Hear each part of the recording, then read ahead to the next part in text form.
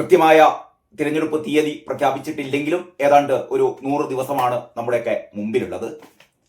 കേരളം ചോദിച്ചുകൊണ്ടേയിരിക്കുന്ന ചോദ്യം, CPM മൂന്നാമതും അധികാരത്തിൽ വരുമോ? അതല്ല UDF കേരളം തിരിച്ചു പിടിക്കുമോ? മൂന്നാമത്തെ ചോദ്യം, BJP എത്ര സീറ്റുകൾ നേടും? ഈ 3 ചോദ്യങ്ങൾ നമ്മുടെ വായനക്കാർ അല്ലെങ്കിൽ പ്രേക്ഷകർ ചോദിക്കാൻ തുടങ്ങിയിട്ട് നാളുകൾ ഏറെയായി. ഓരോ ദിവസവും ഇതിനൊരു ക്ലാരിറ്റി ഇങ്ങനെ വന്നുകൊണ്ടിരിക്കുകയാണ് കേട്ടോ. അപ്പൊ ഈ വീഡിയോയിൽ ഈ കഴിഞ്ഞ 24 മണിക്കൂറിനിടയിൽ ഉണ്ടായ സംഭവ വികാസങ്ങൾ, അതില് ഏത് രാഷ്ട്രീയ പാർട്ടിയാണ് അല്ലെങ്കിൽ ഏത് മുന്നണിയാണ് ഒരു മേൽക്കൈ നേടുന്നത്, ഏത് മുന്നണിയാണ് കൂടുതൽ അധപ്പതിച്ചുകൊണ്ടിരിക്കുന്നത്? കാരണം അങ്ങനെയാണല്ലോ. കാരണം ജനങ്ങൾക്ക് ഈ ഓർമ്മകൾ കുറവാണ്. അതായത് ഇലക്ഷനോട് അടുത്ത ദിവസങ്ങളിൽ, അടുത്ത കാലത്ത് എന്തൊക്കെയാണ് സംഭവിക്കുന്നത്, അതിൻ്റെ ഒരു പശ്ചാത്തലത്തിലാണ് തീർച്ചയായും ഏത് മുന്നണി അധികാരത്തിലേറ്റണമെന്ന് ജനങ്ങൾ തീരുമാനിക്കുന്നത്. അതായത് പഴയ കാലങ്ങളിലേക്ക് പോയിട്ട് 10 വർഷം മുമ്പ് ഉമ്മൻചാണ്ടി ഭരിച്ചപ്പോൾ ഇങ്ങനെയൊക്കെ ആയിരുന്നല്ലോ, അല്ലെങ്കിൽ VSന്റെ കാലത്ത് ഇങ്ങനെയൊക്കെ ആയിരുന്നല്ലോ, EMS നമ്പൂതിരിപ്പാട് കേരളം ഭരിച്ചപ്പോൾ അങ്ങനെയൊക്കെ ആയിരുന്നല്ലോ, അന്ന് അങ്ങനെയൊന്നും അല്ല ജനങ്ങൾ ചിന്തിക്കുക. അതായത് അവര് വോട്ട് ചെയ്യാൻ പോകുന്നതിന്റെ ഏതാണ്ട് അവരുടെ ഓർമ്മയിൽ ഇങ്ങനെ തങ്ങി നിൽക്കുന്ന കുറച്ച് കാര്യങ്ങൾ അവരിങ്ങനെ നോക്കും. ഇങ്ങനെയൊക്കെ ആയിരുന്നല്ലേ പിണറായി സർക്കാർ, UDF ഇന്ന കാര്യങ്ങളൊക്കെ ആയിരുന്നു പറഞ്ഞത്, BJP കേന്ദ്രത്തിൽ ഇന്ന കാര്യങ്ങളൊക്കെ ചെയ്തു. അപ്പം അങ്ങനെയുള്ള ഒരു രീതിയിലാണ് മിക്കവാറും വോട്ട് ജനങ്ങൾ രേഖപ്പെടുത്തുക. അപ്പൊ ഞാൻ ഈ വീഡിയോയിൽ പറയാൻ ഉദ്ദേശിക്കുന്നത്, ഇക്കഴിഞ്ഞ 24 മണിക്കൂറിനുള്ളിൽ, അതായത് ഇന്നലെ ഇതുവരെ സംഭവിച്ച കാര്യങ്ങളിൽ ഈ ഒരു ദിവസത്തെ ഒരു കണക്കെടുപ്പ് നടക്കുമ്പോൾ ഏത് മുന്നണിയാണ് രാഷ്ട്രീയ ലാഭം നേടിയത്, ഏത് മുന്നണിയാണ് രാഷ്ട്രീയ അധപ്പതനെതിരെ പോകുന്നത്? ഒന്നാമത്തെ ഉത്തരം, CPM വീണ്ടും താഴുകയാണ്. CPMന്റെ ഗ്രാഫ് താഴുകയാണ്. എന്തുകൊണ്ട് CPMന്റെ ഗ്രാഫ് കഴിഞ്ഞ 24 മണിക്കൂറിനകം എങ്ങനെയാണ് താഴ്ന്നത്? ഇതിൽ ഏറ്റവും പ്രധാനപ്പെട്ട ഒന്നാമത്തെ കാര്യം, 2 പ്രധാനപ്പെട്ട വ്യക്തികൾ CPM വിട്ടിട്ട് അവർ BJPയിൽ ചേർന്നിരിക്കുന്നു. അതിലൊരാൾ VR രാമകൃഷ്ണനാണ്. ആരാണ് VR രാമകൃഷ്ണൻ? പഞ്ചായത്ത് തെരഞ്ഞെടുപ്പ് കാലത്ത് പത്രങ്ങളിൽ പലകുറി പ്രത്യക്ഷപ്പെട്ട പേരാണ് VR രാമകൃഷ്ണന്റേത്. അതായത് അട്ടപ്പാടിയിലെ മുൻ ഏരിയ കമ്മിറ്റി സെക്രട്ടറി, CPMന്റെ മുൻ ഏരിയ കമ്മിറ്റി സെക്രട്ടറിയാണ് VR രാമകൃഷ്ണൻ. അട്ടപ്പാടി ആ ഏരിയയിലൊക്കെ CPMനെ സംബന്ധിച്ചിടത്തോളം വളരെ പരിചിതമായ മുഖമാണ്. ആദർശശാലിയായ കമ്മ്യൂണിസ്റ്റുകാരനാണ് VR രാമകൃഷ്ണൻ. ആ VR രാമകൃഷ്ണൻ സുദീർഘമായ തന്റെ കമ്മ്യൂണിസ്റ്റ് പാരമ്പര്യം ഒഴിവാക്കിക്കൊണ്ട്, അത് റദ്ദ് ചെയ്തുകൊണ്ട് അദ്ദേഹം BJPയിൽ ചേരുന്നു. VR രാമകൃഷ്ണൻ ആ ഒരു വിവാദം ഞാൻ ഒന്നുകൂടി ശ്രദ്ധയിൽപ്പെടുത്തുകയാണ്. അതായത് പഞ്ചായത്ത് തിരഞ്ഞെടുപ്പ് കാലഘട്ടത്തിൽ CPM പല ഭാഗങ്ങളിലും CPMകാര് എതിർ സ്ഥാനാർത്ഥികളെ, അതായത് അത് എതിർ സ്ഥാനാർത്ഥി ഈ CPMൽ തന്നെയുള്ള വിമത സ്ഥാനാർത്ഥി ആവട്ടെ, അതല്ലെങ്കിൽ UDFകാരനാവട്ടെ, അല്ലെങ്കിൽ BJPക്കാരോട് പ്രത്യേകിച്ച് അങ്ങനെ വലിയ മുട കാണിച്ചിട്ടില്ല കേട്ടോ. കാണിച്ചത് പ്രധാനമായും UDFകാരോടും, അതായത് കോൺഗ്രസ്സുകാരോടും, പിന്നീട് തങ്ങളുടെ പാർട്ടിയിലെ തന്നെ വിയോജിപ്പുകൾ രേഖപ്പെടുത്തിക്കൊണ്ട് വിമതന്മാരായി മത്സരിക്കുന്ന സ്ഥാനാർത്ഥികൾക്കെതിരെയായിരുന്നു. അപ്പൊ ഈ VR രാമകൃഷ്ണനെതിരെ ജംഷീർ എന്ന് പറയുന്ന ലോക്കൽ കമ്മിറ്റി സെക്രട്ടറി, ഇത് മുൻ ഏരിയ കമ്മിറ്റി സെക്രട്ടറിയാണ് VR രാമകൃഷ്ണൻ. അപ്പൊ VR രാമകൃഷ്ണനെതിരെ അദ്ദേഹം മത്സരിച്ചപ്പോൾ, അദ്ദേഹം വിമതനായി മത്സരിക്കാൻ ഇറങ്ങിയപ്പോൾ ജംഷീർ എന്ന് പറയുന്ന ഈ ലോക്കൽ കമ്മിറ്റി സെക്രട്ടറി എന്താ ചെയ്തതെന്ന് അറിയോ? ഭീഷണിപ്പെടുത്തുകയാണ്. വെറും ഭീഷണിയല്ല, ഒരു സാധാ ഭീഷണിയൊന്നുമല്ല, കൊല്ലും എന്നാണ് പറയുന്നത്. നമുക്കറിയാലോ, CPMകാർ കൊല്ലുമെന്ന് പറഞ്ഞാൽ കൊല്ലുമെന്ന് പറഞ്ഞാൽ കൊല്ലും. TP ചന്ദ്രശേഖരന്റെ കാര്യം നമുക്കറിയാമല്ലോ. TP ചന്ദ്രശേഖരന്റെ തലച്ചോറ് പൂക്കുറ്റി പോലെ ചിതറിക്കും. അങ്ങനെയായിരുന്നു ഒരു CPM നേതാവ് പ്രസംഗിച്ചത്. തലച്ചോറ് പൂക്കുറ്റി പോലെ ചിതറിപ്പിക്കും. അതേപോലെ പൂക്കുറ്റി പോലെ ചിതറിപ്പിച്ചല്ലോ. 51 വെട്ടുവെട്ടിയിട്ട് ആ ധീര സഖാവിനെ കൊന്നല്ലോ. എന്നിട്ട് കുലംകുത്തിയെന്ന് കാരണഭൂതം വിളിച്ചല്ലോ, അല്ലേ?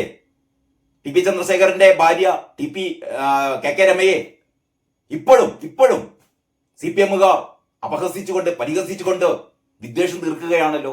അപ്പൊ CPM എന്ന് പറയുന്നത് കണ്ണിൽ ചോരയില്ലാത്ത അതിക്രൂരന്മാരായ, കേരളത്തിലെ അതിക്രൂരന്മാരായ രാഷ്ട്രീയ പാർട്ടി നേതാക്കന്മാരുള്ളത് CPMലാണ്, കോൺഗ്രസിലല്ല, BJPയിലല്ല. കാരണം നമുക്ക് മുമ്പിൽ നിരവധിയായ ഉദാഹരണങ്ങളുണ്ട്. കഴിഞ്ഞ പഞ്ചായത്ത് തെരഞ്ഞെടുപ്പ് കാലത്ത് പലയിടത്തും നമ്മൾ കണ്ടതാണ്. അതായത് ഇത് തങ്ങളുടെ ഏരിയയാണ്, ഇങ്ങോട്ടേക്ക് പ്രവേശിക്കാൻ പാടില്ല എന്ന് CPM-കാർ ആക്രോശിക്കുന്ന നമ്മൾ കേട്ടതാണ്. ആരോട്? ഒരു കോൺഗ്രസിന്റെ സ്ഥാനാർത്ഥി, ഒരു വനിതാ സ്ഥാനാർത്ഥി വോട്ട് പിടിക്കാൻ വേണ്ടി ഇറങ്ങിയപ്പോൾ ഞങ്ങളുടെ ഭാഗത്തേക്ക് വരണ്ട, നിങ്ങൾ ഇങ്ങോട്ടേക്ക് കടക്കാൻ പാടില്ല, ഇവന്റെ തറവാട്ട് സ്വത്താണല്ലോ, ഇവന്റെ തറവാട്ട് സ്വത്താണ് എന്ന രീതിയിലാണ് ഒരു ഏരിയയിലേക്ക് നിങ്ങൾ വരണ്ട, വോട്ട് പിടിക്കാൻ നിങ്ങൾ വരണ്ട എന്ന് ധാർഷ്ട്യത്തോടെ പറയുന്ന പാർട്ടി. അപ്പൊ അങ്ങനെയാണ് കഴിഞ്ഞ പഞ്ചായത്ത് തെരഞ്ഞെടുപ്പിൽ അതേപോലുള്ള ധാർഷ്ട്യത്തോടെയായിരുന്നു ഈ ജംഷീർ എന്ന് പറയുന്ന CPM-ന്റെ ലോക്കൽ കമ്മിറ്റി സെക്രട്ടറി, ഈ വയോധികനായ കമ്മ്യൂണിസ്റ്റ് പാരമ്പര്യം, ഈ ജംഷീറിന്റെ ഒക്കെ ഇരട്ടിപ്രായമുള്ള അത്രക്കും പാർട്ടിയിൽ പാരമ്പര്യമുള്ള VR രാമകൃഷ്ണനോട് പറഞ്ഞു, മത്സരിച്ചാൽ തുണ്ടമാക്കി നിന്നെ കൊന്നുകളയിവിടോ എന്ന് പറഞ്ഞപ്പോ, പക്ഷേ ധീരനായ വിപ്ലവകാരിയായ സഖാവായ രാമകൃഷ്ണൻ മത്സര രംഗത്ത് ഉറച്ചു നിന്നു. അപ്പൊ ഇതൊരു പഴയ കഥ. ഏതായാലും VR രാമകൃഷ്ണൻ CPM എന്ന് പറയുന്ന ഈ അധമ പാർട്ടി, അക്രമികളുടെ പാർട്ടി വിട്ടിട്ട് BJP-യിലേക്ക് ചേർന്നിരിക്കുന്നു. ഇതാണ് ഒന്നാമത്തെ കാര്യം. രണ്ടാമത്തത്, നമ്മുടെ ടി വി പ്രേക്ഷകരുടെ പരിചിതനായ ഈ ഡിബേറ്റുകളിലൊക്കെ, നമ്മുടെ അന്തി ചർച്ച എന്ന് വിളിക്കുന്ന അല്ലെങ്കിൽ വൈകുന്നേരങ്ങളിൽ നടക്കുന്ന ഈ രാഷ്ട്രീയ TV സംവാദത്തിലെ CPM-ന്റെ ഒരു പരിചിത മുഖമായ, അല്ലെങ്കിൽ CPM-ന് വേണ്ടിയിട്ട് വാദിച്ചുകൊണ്ടിരുന്ന, CPM-ന് വേണ്ടിയിട്ട് ന്യായീകരിച്ചു കൊണ്ടിരുന്ന റെജി ലൂക്കോസ് എന്ന് പറയുന്ന CPM-ന്റെ സഹയാത്രികൻ. അദ്ദേഹം CPM അംഗമാണ്, CPM സമ്മേളനങ്ങളിലൊക്കെ പങ്കെടുക്കുന്ന വ്യക്തിയാണ്. അങ്ങനെയുള്ള റെജി ലൂക്കോസ് CPM വിട്ടിട്ട് BJP-യിൽ ചേർന്നിരിക്കുന്നു. കഴിഞ്ഞ ദിവസം BJP-യുടെ സംസ്ഥാന അധ്യക്ഷൻ രാജീവ് ചന്ദ്രശേഖർ അദ്ദേഹത്തെ ഷാളണിയിച്ചു. ആ വേദിയിൽ അനൂപ് ആന്റണി ഉണ്ടായിരുന്നു, S സുരേഷ് ഉണ്ടായിരുന്നു, തിരുവനന്തപുരത്തിന്റെ ജില്ലാ അധ്യക്ഷൻ. അപ്പോ റെജി ലൂക്കോസ്, പലരും വിശ്വസിച്ചില്ലല്ലോ, റെജി ലൂക്കോസ് എന്ന് പറയുന്ന ആള് കഴിഞ്ഞ ദിവസം വരെ ശക്തമായി CPM-ന് വേണ്ടിയിട്ട് വാദിച്ചുകൊണ്ടിരുന്ന റെജി ലൂക്കോസ് ആ സഖാക്കന്മാരുടെ പാളയത്തിൽ നിന്ന് നേരെ BJP-യിലേക്ക് വരികയാണ്. ഇത് രണ്ടുപേരും എന്ന് പറയാ, ഈ സംസ്ഥാനത്തിലെ ഏറ്റവും പല കോൺഗ്രസ് നേതാക്കളും പല CPM നേതാക്കളും BJP-യിൽ എത്തിയിട്ടുണ്ട്.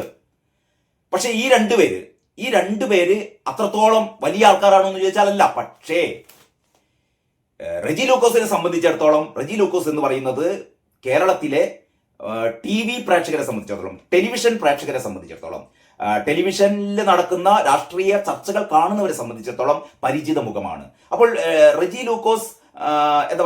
ലൂക്കോസിന്റെ മുഖം എന്ന് പറയുന്നത് CPM-ന്റെ മുഖമായിട്ടാണ് എല്ലാവരും കരുതുന്നത്. അങ്ങനെയുള്ള ഒരാൾ BJP-യിലേക്ക് വരിക മാത്രമല്ല, വന്നിട്ട് അദ്ദേഹം പറയുന്നു എന്തുകൊണ്ട് താൻ BJP-യിലേക്ക് വന്നു. വളരെ കൃത്യമായ, ക്രിസ്റ്റൽ ക്ലിയർ ആയ വിശദീകരണമായിരുന്നു റെജി ലൂക്കോസ് കഴിഞ്ഞ ദിവസം നടത്തിയത്. അതായത് BJP എന്നുള്ളത് സാധാരണ CPM-കാർ പറഞ്ഞ് നടന്നിരുന്നത് BJP-യാണ് ഏറ്റവും വലിയ വർഗീയ പാർട്ടി. BJP വർഗീയ പാർട്ടിയാണ്. ഇതാണ് BJP-ക്കെതിരെ ഉന്നയിക്കുന്ന ഏറ്റവും പ്രധാനപ്പെട്ട ആരോപണം എന്ന് പറയുന്നത്, അതൊരു വർഗീയ പാർട്ടിയാണ്.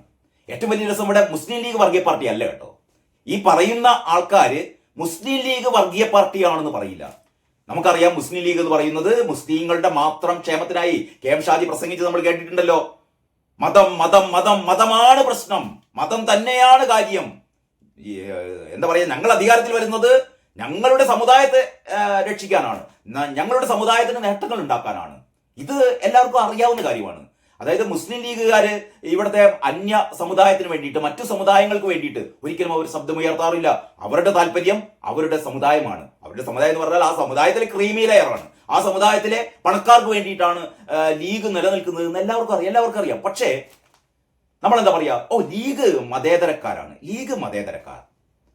അതേസമയത്ത് BJP വർഗീയവാദികൾ, ഇങ്ങനെയാണ് ഉണ്ടാക്കിയൊരു നറേഷൻ ഉണ്ടോ. ഇപ്പൊ BJP-ക്കെതിരെ ഉണ്ടാക്കിക്കൊണ്ടിരിക്കുന്ന കള്ളക്കഥകളിൽ ഇങ്ങനെ ആവർത്തിക്കുകയാണ്, കള്ളക്കഥകൾ കാലങ്ങളായി. അങ്ങനെയാണ് കേരളത്തിൽ BJP എന്ന് കേൾക്കുമ്പോഴോ BJP വർഗീയ പാർട്ടി, BJP ചേരുന്നത് വളരെ മോശം. ഈ BJP എന്ന് പറഞ്ഞാൽ ഉത്തരേന്ത്യയിലൊക്കെ അന്യ സമുദായക്കാരെ കൊല്ലുന്ന പാർട്ടി. അതിന് ഒന്നോ രണ്ടോ ഉദാഹരണങ്ങളൊക്കെ ചൂണ്ടിക്കാണിച്ചിട്ട്, കൽബുർഗിയെ കൊന്നവർ, അല്ലെങ്കിൽ ഈ അഖലാഖിനെ ഈ എന്താ പറയാ ഇറച്ചിയുടെ പേരിൽ, അല്ലെ ഗോവധത്തിന്റെ പേരിൽ അഖ്ലാഖിനെ കൊന്നവർ, ഇങ്ങനെയൊക്കെ പറഞ്ഞിട്ട് ഒന്നോ രണ്ടോ കാര്യങ്ങൾ, മണിപ്പൂരിൽ ഈ അല്ലെങ്കിൽ ക്രിസ്ത്യാനികളെ മണിപ്പൂരിലെ ക്രിസ്ത്യാനികളുടെ ആരാധനാലയങ്ങളൊക്കെ തീവെച്ച് നശിപ്പിക്കുന്നവർ, ഇങ്ങനെയൊക്കെ ചില നറേഷൻസ് ഉണ്ടാക്കിയിട്ട് BJP എന്ന് പറയുന്നത് അക്രമികളുടെ പാർട്ടിയാണ്, അന്യമത വിദ്വേഷത്തിന്റെ പാർട്ടിയാണ്, വർഗീയ പാർട്ടിയാണ് എന്തൊക്കെയാണ് ഇവർ പറഞ്ഞുകൊണ്ടിരിക്കുന്നത് കേട്ടോ. അപ്പം റെജി ലൂക്കോസ് പറയുന്നു ഇതാണ് പറഞ്ഞുകൊണ്ടിരുന്നത്, പക്ഷേ ഞാൻ മനസ്സിലാക്കി. ആരാ പറയുന്നത്? റെജി ലൂക്കോസ് പറയാണ്. ഇത്രയും കാലം CPM-ന് വേണ്ടി വാദിച്ചിരുന്ന റെജി ലൂക്കോസ് പറയാണ്, ഞാൻ മനസ്സിലാക്കി, എന്റെ പാർട്ടി ആയിരുന്നു ഏറ്റവും വലിയ വർഗീയ പാർട്ടി. ശരിയല്ലേ? CPM അല്ലേ ഏറ്റവും വലിയ വർഗീയ പാർട്ടി? കേരളത്തിലെ ഏറ്റവും വലിയ വർഗീയ പാർട്ടി എന്ന് പറയുന്നത് CPM ആണ്. നമുക്കറിയാം, കഴിഞ്ഞ നിരവധി കാലങ്ങളായി CPM അനുവർത്തിച്ചുകൊണ്ടിരിക്കുന്ന നയങ്ങൾ. വടകരയിലെ ഷാഫി പറമ്പിൽ ടീച്ചറമ്മയോട് മത്സരിച്ചപ്പോൾ ഷാഫി പറമ്പിലിനെ പരാജയപ്പെടുത്താൻ വേണ്ടിയിട്ട് CPM ഇറക്കിയ തുരുപ്പ് ചീട്ട് വർഗീയ കാർഡായിരുന്നു. ഒരു കാഫിർ സ്ക്രീൻഷോട്ട് ഇറക്കി. അതിന്റെ അന്വേഷണം ഇപ്പോഴും ഇവിടെ എത്തിയിട്ടില്ല. കാരണം പ്രതികൾ CPM-കാരാണ് എന്ന് പൊതുസമൂഹത്തിന് വ്യക്തമായി. ഓരോ സ്ഥലത്തും, ഇപ്പൊ പാലക്കാടാവട്ടെ, നിലമ്പൂരാവട്ടെ, എല്ലാ സ്ഥലത്തും ഈ തിരഞ്ഞെടുപ്പ്, ഏത് സ്ഥലത്ത് തിരഞ്ഞെടുപ്പ് ഉണ്ടായാലും വർഗീയമായി എങ്ങനെ ചേരിതിരിവ് ഉണ്ടാക്കാം, വർഗീയമായി ജനങ്ങളെ ഭിന്നിച്ചുകൊണ്ട്, വോട്ടർമാരെ ഭിന്നിപ്പിച്ചുകൊണ്ട് ഞങ്ങൾക്ക് എങ്ങനെ മേൽക്കൈ നേടാം എന്നൊക്കെയാണ് ഇവർ കരുതിയത്. അപ്പം റെജി ലൂക്കോസ് പറയുകയാണ് ഏറ്റവും വലിയ വർഗീയ പാർട്ടി CPM ആണെന്ന് എനിക്ക് മനസ്സിലായി. BJP അല്ല. BJP വികസനമാണ് മുന്നോട്ട് വെക്കുന്നത്. അത് നമുക്ക് എല്ലാവർക്കും അറിയാവുന്ന കാര്യമാണ്. നരേന്ദ്രമോദി പ്രധാനമന്ത്രി ആയതിനു ശേഷം BJP-യിൽ വന്ന മാറ്റങ്ങൾ എന്ന് പറയുന്നത്, BJP എന്ന് പറയുന്നത് വികസനമാണ് അവരുടെ മുദ്രാവാക്യം. അറിയാലോ, നമ്മുടെ NH പോലെ, നമ്മുടെ NH ഞങ്ങളുടെ സംഭാവനയാണെന്നും പറഞ്ഞിട്ട് നമ്മുടെ റീൽസ് ഇട്ടുകൊണ്ട് മരുമോൻ സഖാവ് നാടുനീളം നടന്നിരുന്നു. അപ്പോഴാണ് 1-2 സ്ഥലത്തൊക്കെ ദേശീയപാത ഇടിഞ്ഞു വീഴാൻ തുടങ്ങിയപ്പോൾ ആ പരിപാടി നിർത്തി. ഞങ്ങളുടേതാണ് ദേശീയപാത എന്ന് പറയും. ഇപ്പൊ തൽക്കാലം നിർത്തി. കാരണഭൂതം തന്നെ പറഞ്ഞു ദേശീയപാതയുടെ ഉത്തരവാദിത്തം മുഴുവൻ കേന്ദ്രത്തിനാണ്, അല്ലാതെ സംസ്ഥാനത്തിനൊന്നും അല്ല എന്ന് പറഞ്ഞു. ഏതായാലും അതൊരു നല്ല കാര്യം. അല്ലെങ്കിൽ ഇപ്പം റീൽസിന്റെ കളിയാവുമായിരുന്നു.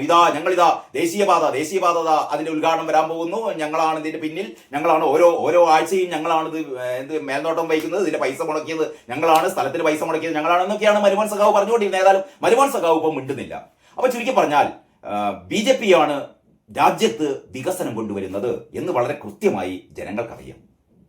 ഇതിന്റെ ഒരു ഉദാഹരണം കൂടി ഞാൻ പറയട്ടെ. ഇപ്പം തിരുവനന്തപുരം കോർപ്പറേഷനിൽ 50 സീറ്റ് നേടിക്കൊണ്ട് അതിന്റെ ഭരണം, തിരുവനന്തപുരം കോർപ്പറേഷന്റെ ഭരണം BJP നേടിയെടുത്തത് എങ്ങനെയാണ് എന്ന് ചോദിച്ചാൽ, സത്യം പറഞ്ഞാൽ ഒരു പരിധിവരെ CPM സഹായിച്ചു. CPM-ന്റെ മുൻ മേയറായ ആര്യ രാജേന്ദ്രൻ സഹായിച്ചു എന്ന് തന്നെ പറയണം. ആര്യ രാജേന്ദ്രൻ എന്ന് പറയുന്ന ഒരു പൊട്ട മേയർ ചെയ്യുന്നത് മുഴുവൻ പൊട്ടത്തരം മാത്രമല്ല, അഴിമതിയും പൊട്ടത്തരവും സ്വജനപക്ഷപാതവും ഒക്കെ കൊണ്ട് ഈ CPM-നെ മുച്ചൂടും നശിപ്പിച്ച ഒരു മേയറായിരുന്നു ആര്യ രാജേന്ദ്രൻ. അപ്പൊ എങ്ങനെയെങ്കിലും ഈ പണ്ടാറൊന്ന് തീർന്നു കിട്ടണം എന്നുള്ള രീതിയിലായിരുന്നു ജനങ്ങള് CPM-നെതിരായി വോട്ട് ചെയ്തത്. അതേസമയം തന്നെ BJP നരേന്ദ്രമോദി പ്രഖ്യാപിക്കും രാജ്യത്തെ ഏറ്റവും പ്രധാനപ്പെട്ട നഗരമായി തിരുവനന്തപുരത്തെ മാറ്റിയെടുക്കും എന്ന് പറഞ്ഞപ്പോൾ, കാരണം 10 വർഷം അതിൽ 10 വർഷത്തിൽ കൂടുതൽ ഈ തിരുവനന്തപുരം നഗരസഭ ഭരിച്ച CPM തലസ്ഥാന നഗരമായിരുന്നിട്ട് കൂടി അവിടെ ഒരു മഴ പെയ്താൽ കുളമാകുന്ന റോഡുകള്, തോടാവുന്ന റോഡുകള്, പിന്നെ എന്താ പറയാ, നടപ്പാതകളിലൊന്നും സൗകര്യമില്ലാത്തൊരവസ്ഥ, അത് മൊത്തം ഒരു കോർപ്പറേഷൻ എന്തൊക്കെയാണോ ചെയ്യേണ്ടത് അങ്ങനെ ഒന്നും ചെയ്യാതെ വെറും തട്ടിപ്പ്, അഴിമതി തുടങ്ങിയ കാര്യങ്ങളായിരുന്നു മുൻ ഭരണസമിതി ചെയ്തത്. ഏതായാലും അതല്ല, BJP അധികാരത്തിൽ വന്നാൽ നഗരം മാറും, ഒളിമ്പിക്സിന് വേദിയാവും എന്ന് വരെ BJP-യുടെ നേതാക്കൾ പറഞ്ഞു കേട്ടോ. അതായത് വരുന്നൊരു 10 വർഷം കൊണ്ട് ഒളിമ്പിക്സിന് വേദിയാകാൻ പോവുകയാണ് തിരുവനന്തപുരം. ഇത് ജനങ്ങൾ വിശ്വസിച്ചു. അതുകൊണ്ടാണല്ലോ കഴിഞ്ഞ തവണ 35 സീറ്റ് നേടിയിരുന്നവർക്ക് 50 സീറ്റിലേക്ക് അവർ ഉയർന്നത്. അതേസമയം നേരത്തെ 54 57 സീറ്റ് നേടിയിരുന്ന CPM വളരെ പരിതാപകരമായ അവസ്ഥയിലേക്ക് അവർ കൂപ്പുകുത്തി. അപ്പൊ ഞാൻ പറഞ്ഞുകൊണ്ട് വരുന്നത്, റെജി ലൂക്കോസ് പറഞ്ഞ കാര്യം വളരെ വളരെ സത്യസന്ധമായ, അല്ലെങ്കിൽ വളരെ വളരെ കൃത്യമായ ഒരു കാര്യമാണ്. CPM എന്ന് പറയുന്നത് വർഗീയ പാർട്ടിയാണ്, വികസന വിരോധികളാണ്. നമുക്കറിയാം, കേരളത്തിലുണ്ടാകുന്ന എല്ലാ വികസനങ്ങൾക്കും ആദ്യം പാരവെച്ചത്, വിഴിഞ്ഞം പദ്ധതി വന്നപ്പോൾ പാരവെച്ചത്, വിമാനത്താവളങ്ങൾ വന്നപ്പോൾ പാരവെച്ചത്, എന്തിന് പണ്ട് കമ്പ്യൂട്ടറും അത്തരത്തിലുള്ള സാങ്കേതിക വിദ്യ വന്നപ്പോൾ ഇതിനൊക്കെ പാരവെച്ചത് CPM ആണ്. അപ്പൊ CPM എന്ന് പറയുന്നത് വികസന വിരോധികളാണ്, വർഗീയവാദികളാണ്. അതേസമയത്ത് BJP ആവട്ടെ വികസനത്തിന് വേണ്ടിയാണ് അവർ നിലനിൽക്കുന്നത്. അവരല്ല വർഗീയം പറയുന്നത് CPM ആണ്. തുടങ്ങിയ കാര്യങ്ങളാണ് റെജി ലൂക്കോസ് പറഞ്ഞത്. അങ്ങനെ പറഞ്ഞുകൊണ്ടാണ് റെജി ലൂക്കോസ് BJP-യിലേക്ക് മാറിയത്. അപ്പൊ ഞാൻ പറഞ്ഞുകൊണ്ട് വരുന്നത്, ഈ കഴിഞ്ഞ 24 മണിക്കൂറിനകം ഇങ്ങനെ രണ്ടുപേർ ബി ജെ പിയിലേക്ക് വന്നു എന്നുള്ളത് വേറൊരു സൂചനയാണ്. അതായത് ബി ജെ പിയിലേക്കുള്ള ഒരു ഒഴുക്ക്. ബി ജെ പി എന്ന് പറയുന്നത് അസ്പൃശ്യമായ പാർട്ടിയല്ല, മാറ്റി നിർത്തപ്പെടേണ്ട പാർട്ടിയല്ല. ബി ജെ പി എന്ന് പറയുന്നത് കേരളത്തിലെ കോൺഗ്രസിനേക്കാൾ CPM-നേക്കാൾ ആവശ്യമായ അല്ലെങ്കിൽ അതിനേക്കാൾ മെച്ചപ്പെട്ട പാർട്ടിയാണ് ബി ജെ പി എന്ന ഒരു തിരിച്ചറിവ് സമൂഹത്തിന് ഉണ്ടായിക്കൊണ്ടിരിക്കുകയാണ്. ഇതിന്റെ സൂചനയാണ് ഈ രണ്ടു പേർ ബി ജെ പിയിലേക്ക് വന്നത്. ഇതിന്റെ പിന്നാലെ ഇനി എത്ര പേർ വരാനിരിക്കുന്നു, അല്ലെങ്കിൽ എത്ര പേര് കൂടി വരും? റെജി ലൂക്കോസ് തന്നെ പറഞ്ഞു, ഒരു ഒഴുക്കായിരിക്കും ഇനി ബി ജെ പിയിലേക്ക് എന്ന് പറയുന്നു. അപ്പോൾ ബി ജെ പിയെ സംബന്ധിച്ചിടത്തോളം കഴിഞ്ഞ 24 മണിക്കൂർ അവരെ സംബന്ധിച്ചിടത്തോളം ഒരു പ്ലസ് പോയിന്റ് ആണ്. ഇതാണ് ഏറ്റവും പ്രധാനപ്പെട്ട ഒരു കാര്യം കേട്ടോ. അതേ സമയത്ത് CPM-നെ സംബന്ധിച്ചിടത്തോളം കഴിഞ്ഞ 24 മണിക്കൂർ എന്ന് പറയുന്നത് അവരെ സംബന്ധിച്ചിടത്തോളം തകർച്ചയുടെ അല്ലെങ്കിൽ അവരുടെ ഗ്രാഫ് കുത്തനെ ഇടിയുന്നതിന്റെ ലക്ഷണമാണ്. ഒന്ന് മുഖ്യമന്ത്രിയുടെ പത്രസമ്മേളനം ഇന്നലെ വൈകിട്ട് മുഖ്യമന്ത്രി പിണറായി വിജയന്റെ ഒരു വാർത്താ സമ്മേളനം ഉണ്ടായിരുന്നു. ആ വാർത്താ സമ്മേളനത്തിൽ മുഖ്യമന്ത്രി പറഞ്ഞത് AK ബാലൻ പറഞ്ഞത് ശരിയാണ് എന്നാണ്. കഴിഞ്ഞ ഒരാഴ്ചയായി ഒരാഴ്ചയല്ല, ഒരു 4-5 ദിവസമായി കേരളത്തിലെ ഏറ്റവും വലിയ ഒരു ചർച്ചാ വിഷയം എന്ന് പറയുന്നത് AK ബാലന്റെ പ്രസ്താവനയായിരുന്നു. AK ബാലൻ പറഞ്ഞത് UDF ആണ് അധികാരത്തിൽ വരുന്നതെങ്കിൽ ഇവിടെ ആഭ്യന്തര വകുപ്പ് നിയന്ത്രിക്കുന്നത് ജമാഅത്തെ ഇസ്ലാമി ആയിരിക്കും. ജമാഅത്തെ ഇസ്ലാമി എന്ന് പറയുന്ന മതരാഷ്ട്രവാദത്തിന് വേണ്ടി അല്ലെങ്കിൽ മതരാഷ്ട്രത്തിന് വേണ്ടിയിട്ട് ശ്രമിച്ചുകൊണ്ടിരിക്കുന്ന, ഇന്ത്യയെ ഒരു ഇസ്ലാമിക രാജ്യമാക്കാൻ വേണ്ടിയിട്ട് ശ്രമിച്ചുകൊണ്ടിരിക്കുന്ന ജമാഅത്തെ ഇസ്ലാമി ആയിരിക്കും UDF അധികാരത്തിൽ വന്നാൽ ആഭ്യന്തര വകുപ്പ് കൈയാളുക. മാത്രവുമല്ല, മാറാട് കലാപങ്ങൾ ആവർത്തിക്കും. ഒരുപക്ഷെ ജനങ്ങളുടെ മനസ്സിൽ കേരളത്തെ സംബന്ധിച്ചിടത്തോളം മതസ്പർദ്ധയുടെ അല്ലെങ്കിൽ മതവിദ്വേഷത്തിന്റെയും ഒക്കെ നാളുകളായിരുന്നു മാറാട് കലാപത്തിന്റെ കാലത്തുണ്ടായിരുന്നത്. അതൊക്കെ ഏതാണ്ട് ശമിച്ചുകൊണ്ടിരിക്കുകയാണ്. അപ്പോഴാണ് AK ബാലൻ പറയുന്നത് UDF-ന് നിങ്ങൾ വോട്ട് ചെയ്യരുത്, UDF-ന് വോട്ട് ചെയ്തു കഴിഞ്ഞാൽ ഇവിടെ ആഭ്യന്തര വകുപ്പ് കൈയാളുന്നത് ജമാഅത്തെ ഇസ്ലാമിക്കാരായിരിക്കും, അവിടെ വീണ്ടും കേരളത്തിൽ വർഗീയ കലാപങ്ങൾ ഉണ്ടാവും എന്നൊക്കെ പറഞ്ഞൊരു ഭീതി സൃഷ്ടിച്ചു. അപ്പോൾ ഈ AK ബാലന്റെ ലക്ഷ്യം എന്ന് പറയുന്നത് ഇതാണ് വർഗീയത എന്ന് പറയുന്നത്. ഇതാണ് വർഗീയത. കാരണം ആകെ അങ്കലാപ്പ് സൃഷ്ടിച്ച് UDF-ന് വോട്ട് ചെയ്താൽ ജമാഅത്തെ ഇസ്ലാമി വരും. ജമാഅത്തെ ഇസ്ലാമി വന്നാൽ പിന്നെ ഇവിടെ ഹിന്ദുക്കൾക്ക് ഒരു രക്ഷയുണ്ടാവില്ല. അപ്പോൾ ഭൂരിപക്ഷ സമുദായം മുഴുവനും ഞങ്ങളുടെ കൂടെ വരണം, CPM-ന്റെ കൂടെ വരണം എന്ന് പറയുന്ന ഒരു ദുഷ്ടലാക്ക്. ഇത് കഴിഞ്ഞ കുറച്ച് കാലങ്ങളായല്ലോ തുടങ്ങിയിട്ട്. നേരത്തെ അമിതമായ മുസ്ലിം പ്രീണനം നടത്തി കയ്യിലുള്ള ഹിന്ദു വോട്ടുകളൊക്കെ പോകാൻ തുടങ്ങിയപ്പോഴാണ് ഇവർക്ക് ബോധ്യം വന്നത്, അല്ല, ഈ ഹിന്ദു വോട്ടുകൾ പോയാൽ പാർട്ടി അതോടുകൂടി തീരും.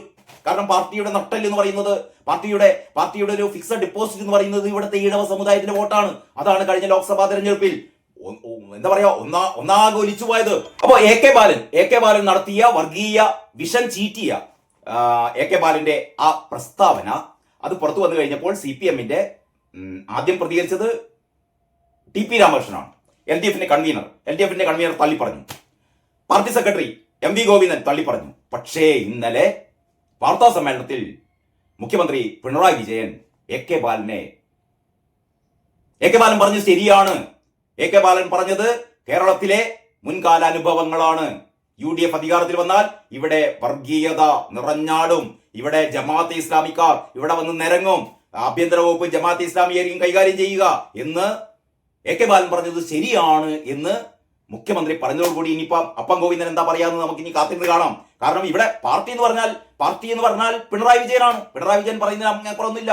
TP രാമകൃഷ്ണൻ മാറ്റും, നിങ്ങൾ നോക്കിക്കോ. TP രാമകൃഷ്ണൻ ആ പറഞ്ഞത് മുഴുവൻ പിൻവലിക്കും എന്ന് പറഞ്ഞാൽ ഛർദ്ദിച്ചത് തിന്നുക എന്നുള്ളതാണല്ലോ ഇപ്പം CPM നേതാക്കന്മാരുടെ ഒരു വലിയ ശീലം. ഏതായാലും അപ്പം ഗോവിന്ദനും TP രാമകൃഷ്ണനും ഏതായാലും കുടുങ്ങിയിരിക്കുകയാണ്. അവരുടെ അഭിപ്രായത്തിന് നേരെ വിരുദ്ധമായ അഭിപ്രായമാണ് പിണറായി വിജയൻ പറഞ്ഞത്. അപ്പോൾ പിണറായി വിജയൻ വളരെ കൃത്യമായി AK ബാലനെ എന്ത് ചെയ്യുന്നു, പിന്താങ്ങുന്നു. AK ബാലൻ പറഞ്ഞത് ശരിയാണ് എന്ന് പറയുന്നു. ഇതോടുകൂടി വീണ്ടും, അതായത് ഒരു മതനിരപേക്ഷതയുടെ ഒരു പാർട്ടിയാണ് CPM എന്ന് പറയുന്ന ഒരു നറേഷനാണ് പൊളിയുകയാണ് എന്ന് പറഞ്ഞാൽ വീണ്ടും എങ്ങനെയെങ്കിലും ഹൈന്ദവ വോട്ടുകൾ നമുക്ക് തന്നെ കിട്ടണം എന്നുള്ള ഒരു ലക്ഷ്യത്തോട് കൂടിയിട്ടുള്ള പിണറായി വിജയന്റെ ഈ പ്രസ്താവന പാർട്ടിയെ സംബന്ധിച്ചിടത്തോളം, LDF-നെ സംബന്ധിച്ചിടത്തോളം ദോഷകരമായി ബാധിക്കാൻ വേണ്ടി പോവുകയാണ്.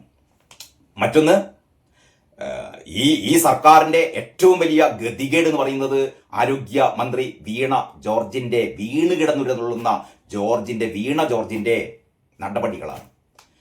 ഒരു വകുപ്പിനെ, പ്രത്യേകിച്ചും കേരളത്തിലെ ആരോഗ്യ വകുപ്പ് എന്നൊക്കെ പറഞ്ഞാൽ, അല്ലെങ്കിൽ കേരളത്തിലെ ആരോഗ്യ രംഗം എന്നൊക്കെ പറഞ്ഞാൽ ഇതൊരു മാതൃകയായിരുന്നു കേരളത്തിലെ ആരോഗ്യ രംഗം. ഇത് CPM-ന്റെയോ അല്ലെങ്കിൽ UDF-ന്റെയോ ഒന്നും സംഭാവന മാത്രമായി നമുക്ക് പറയാൻ പറ്റില്ല. ഇത് കാലങ്ങളായി മാറി ഭരിച്ച സർക്കാരുകളുടെ ഒക്കെ ഒരു ഒരു ഗുണഫലമായിരുന്നു അത്. മറ്റൊന്ന് നിങ്ങൾ വിചാരിക്കേണ്ട ഇത് സർക്കാരുകളുടെ മാത്രം ഗുണഫലമാണെന്ന്. കേരളത്തിലെ ആരോഗ്യരംഗം മെച്ചപ്പെടാനുള്ള ഏറ്റവും പ്രധാനപ്പെട്ട കാരണം എന്ന് പറയുന്നത് കേരളത്തിലെ ആരോഗ്യരംഗം 75% കൈയാളുന്നത് സ്വകാര്യ മേഖലയാണ്, സ്വകാര്യ ആശുപത്രികളാണ്. സ്വകാര്യ ആശുപത്രികളാണ് കേരളത്തിലെ ആരോഗ്യരംഗത്തെ എന്ത് ചെയ്യുന്നത്, ഈ മെച്ചപ്പെട്ടതാക്കി തീർക്കുന്നത്, അതല്ലാതെ സർക്കാർ സംവിധാനങ്ങളൊന്നുമല്ല. പക്ഷേ ആ സർക്കാർ സംവിധാനങ്ങളെ പോലും ഏറ്റവും കുത്തഴിഞ്ഞ അവസ്ഥയിലേക്ക് മാറിയത് ഈ പിണറായി വിജയൻ ഭരണകാലത്താണ്. പിണറായി വിജയൻ ഭരണകാലത്താണ്. ഹാരിസ് ചിറക്കലിനെ പോലുള്ള ഡോക്ടർമാർ പറഞ്ഞു ഇവിടെ ചികിത്സാ ഉപകരണങ്ങളില്ല, ചികിത്സാ സംവിധാനങ്ങളില്ല. അതേ സമയത്ത് തന്നെ ഒരു 10-15 ലക്ഷം രൂപ മതി ചില ചികിത്സാ സംവിധാനങ്ങളൊക്കെ ഏർപ്പെടുത്താൻ. അപ്പോഴാണ് ഇവിടെ 1.25 കോടിയുടെ കാറ് പിണറായി വിജയന്, മോഹൻലാലിനെ ആദരിക്കാൻ 2 കോടി, അതിദാരിദ്ര്യ മുക്തമാണ് കേരളം എന്ന് പ്രഖ്യാപിക്കാൻ വേറൊരു 12 കോടി, ഇവിടെ അയ്യപ്പ സംഗമം നടത്താൻ വേറൊരു 10 കോടി. ഇതിന്റെ ഒന്നും ചെലവ് അല്ലെങ്കിൽ ഇതിന്റെ ഒന്നും റിപ്പോർട്ട് ഹൈക്കോടതിയിൽ കൊടുത്തിട്ടില്ല. കോടതി കഴിഞ്ഞ ദിവസവും പറഞ്ഞിട്ടുണ്ട് ഈ അയ്യപ്പ സംഗമം നടത്തിയതിന്റെ ചെലവ് കണക്കുകൾ എവിടെ? അയ്യപ്പ സംഗമം നടത്താൻ വേണ്ടിയിട്ട് ഈ ദേവസ്വത്തിന്റെ പണം ഉപയോഗിക്കരുത്, സ്പോൺസർമാരെ കണ്ടെത്തും എന്നൊക്കെയായിരുന്നു സർക്കാർ പറഞ്ഞിരുന്നത്. കണക്കുമില്ല, ഒരു മണ്ണാങ്കട്ടിയില്ല. കാരണം സംഗമം പൊളിഞ്ഞല്ലോ, സ്പോൺസർമാരെയൊന്നും കിട്ടിയിട്ടുണ്ടാവില്ല. അതും ദേവസ്വത്തിന്റെ ഫണ്ട് വകമാറ്റി ചെലവഴിച്ചിരിക്കുകയായിരിക്കും ചെയ്യുക. കാരണം നേരത്തെ തന്നെ ഊരാളുങ്ങളിലൊക്കെ കൊടുത്ത പൈസ എന്ന് പറഞ്ഞാൽ ദേവസ്വത്തിന്റെ പൈസയാണ്. എന്നിട്ട് പറഞ്ഞത് സ്പോൺസർമാരുടെ പൈസ കിട്ടിയാൽ തിരിച്ചു വെക്കാന്നൊക്കെയാ പറഞ്ഞത്. അപ്പൊ പറഞ്ഞുകൊണ്ട് വരുന്നത് ആരോഗ്യവകുപ്പിലെ ഏറ്റവും കഴിഞ്ഞ 24 മണിക്കൂറിനകം ഉണ്ടായ സംഭവം എന്ന് പറഞ്ഞാൽ, ഒന്ന് നിങ്ങൾക്കറിയില്ല, ഒരു ഓട്ടോറിക്ഷ തൊഴിലാളി നെഞ്ചുവേദന കൊണ്ട് തിരുവനന്തപുരം മെഡിക്കൽ കോളേജിൽ എത്തിയപ്പോ 4 ദിവസം അദ്ദേഹത്തിന് ഒരു പരിചരണവും നൽകിയില്ല. 5-ാം ദിവസം അദ്ദേഹം മരിക്കുന്നു. അതായത് ഒരു ഹൃദ്രോഗ ബാധിതനായ ഒരു വ്യക്തി തലസ്ഥാനത്തെ ഗവൺമെന്റ് മെഡിക്കൽ കോളേജിൽ എത്തിയപ്പോൾ 4 ദിവസവും അദ്ദേഹത്തിന് ചികിത്സ നൽകിയില്ല. അദ്ദേഹത്തെ മരണത്തിലേക്ക് തള്ളിവിട്ടു. അദ്ദേഹം ആദ്യമായി പ്രാഥമിക ചികിത്സ നേടിയ ജില്ലാ ആശുപത്രിയിലോ അല്ലെങ്കിൽ താലൂക്ക് ആശുപത്രിയിലോ ഒന്നും അദ്ദേഹത്തിന് മതിയായ ചികിത്സ കിട്ടിയില്ല. അവസാനത്തെ അന്വേഷണ റിപ്പോർട്ട് വന്നിരിക്കുന്നു. വീണ ജോർജ് ഇത്തരത്തിലുള്ള ഓരോ ഈ കെടുകാര്യസ്ഥത കൊണ്ടുണ്ടാകുന്ന സിസ്റ്റം ഫെയിലിയർ ആണെന്നൊക്കെ പറയുന്ന വീണ ജോർജ് ഓരോ ഇത്തരത്തിലുള്ള സംഭവം ഉണ്ടാകുമ്പോഴും അന്വേഷണം പ്രഖ്യാപിക്കും. റിപ്പോർട്ട് വരട്ടെ. അവസാനത്തെ റിപ്പോർട്ട് വന്നിരിക്കുന്നു. മെഡിക്കൽ കോളേജിന് അപാകതകളൊന്നും സംഭവിച്ചിട്ടില്ല എന്നാണ് പറയുന്നത്. ഇതാണ് സംഭവം. എന്ത് അപകടം ഉണ്ടായാലും, ഏത് തരത്തിലുള്ള രോഗികൾക്ക് എന്ത് തരത്തിലുള്ള എന്താ പറയാ അവരുടെ ആരോഗ്യം ഏത് രീതിയിൽ നശിച്ചാലും അതിന് സർക്കാർ ആശുപത്രികൾ ഉത്തരവാദികളല്ല എന്നൊരു റിപ്പോർട്ട് വരും. അത് അങ്ങനെയുള്ള റിപ്പോർട്ടാണ് ഈ ഓട്ടോ തൊഴിലാളിയുടെ മരണം സംബന്ധിച്ച് ഏറ്റവും പുതുതായിട്ട് വന്നിട്ടുള്ളത്. മറ്റൊന്ന് ഈ ചികിത്സാ പിഴവ് മൂലം സംഭവിച്ച എന്താ പറയാ സുമയ്യ, ഈ ഗൈഡ് വയർ ശരീരത്തിനുള്ളിൽ കുടുങ്ങിയ ആ യുവതി ഇതിനുവേണ്ടി ആവശ്യപ്പെട്ടിരിക്കുകയാണ്. എന്താണ് നഷ്ടപരിഹാരം, അവർക്ക് 1 കോടി രൂപ നഷ്ടപരിഹാരം വേണമെന്ന് ആവശ്യപ്പെട്ടിരിക്കുകയാണ്. മറ്റൊന്ന് പ്രസവത്തില് സുഖപ്രസവമായിരുന്നു, പക്ഷേ അതിനിടയിൽ തുണിക്കഷ്ണം അവരുടെ ഗർഭാശയത്തിൽ എന്താ പറയാ കുടുങ്ങിപ്പോയ ഒരു യുവതി ഒരു ആഴ്ചകൾക്ക് ശേഷം ആ തുണിക്കഷ്ണം ശരീരത്തിൽ നിന്ന് സ്വയം അത് പുറത്തേക്ക് വരികയാണ്. അത്രയും കാലത്തിനിടയ്ക്ക് ആ 10-69 ദിവസം ആ യുവതി അനുഭവിച്ച വേദന, സർക്കാർ ആശുപത്രിയിലെ ചികിത്സാ പിഴവ്. അപ്പോൾ ഇത്തരം കാര്യങ്ങളാണ് ആരോഗ്യരംഗത്തെ ആകെ പ്രതിസന്ധിയിലാക്കിയത്. അപ്പൊ ഇത്രയും കാര്യങ്ങളാണ് ഈ കഴിഞ്ഞ 24 മണിക്കൂറിനകം ആരോഗ്യ മേഖലയെ പരാമർശിക്കുന്ന ജനങ്ങളുടെ ഇടയിൽ ഈ പിണറായി വിജയൻ സർക്കാരിനെ കുറിച്ചുള്ള അപമതിപ്പുണ്ടാക്കുന്ന, എങ്ങനെയെങ്കിലും ഈ മന്ത്രിയെ പിടിച്ച് പുറത്താക്കണം, ആരോഗ്യ മേഖലയെ രക്ഷിക്കണം എന്നൊക്കെയുള്ള ഒരു വിചാരം ജനങ്ങളുടെ മനസ്സിലുണ്ടാവുമല്ലോ. അപ്പൊ ഞാൻ പറഞ്ഞുകൊണ്ട് വരുന്നത് കഴിഞ്ഞ 24 മണിക്കൂറിനകം BJPയെ സംബന്ധിച്ചിടത്തോളം അവരുടെ ഗ്രാഫ് ഉയരുകയാണ്. CPMനെ സംബന്ധിച്ചിടത്തോളം അവരുടെ ഗ്രാഫ് കുത്തനെ താഴോട്ട് വരികയാണ്. ഇനി UDFനെ സംബന്ധിച്ചിടത്തോളം ഏതാണ്ട് പ്രത്യേകിച്ച് പൊട്ടിത്തെറികളൊന്നും കഴിഞ്ഞ ഈ 24 മണിക്കൂറിനിടയിൽ ഉണ്ടായില്ല. അവര് 100 സീറ്റ് എന്ന് പറയുന്ന ഒരു അവരുടെ പ്രഖ്യാപിതമായ ഒരു ലക്ഷ്യം, നേരത്തെ ലക്ഷ്യ നേതൃ ക്യാമ്പിലുണ്ടായ ഒരു തീരുമാനത്തിന്റെ അടിസ്ഥാനത്തിൽ അവർ കാര്യങ്ങൾ പതുക്കെ മുന്നോട്ട് കൊണ്ടുപോകുന്നു എന്ന് പറഞ്ഞാൽ UDFന്റെ ഒരു ഗ്രാഫ് സ്ഥിരമായി ഇങ്ങനെ പോകുന്നു. ഇതാണ് കഴിഞ്ഞ 24 മണിക്കൂറിനകം കേരളത്തിൽ കണ്ടുകൊണ്ടിരിക്കുന്ന കാഴ്ചകൾ. ഇതിന്റെയൊക്കെ വിശദാംശങ്ങൾ നമുക്ക് അടുത്ത വീഡിയോയിൽ ചർച്ച ചെയ്യാം. അതുവരെ എല്ലാവർക്കും നന്ദി, നമസ്കാരം.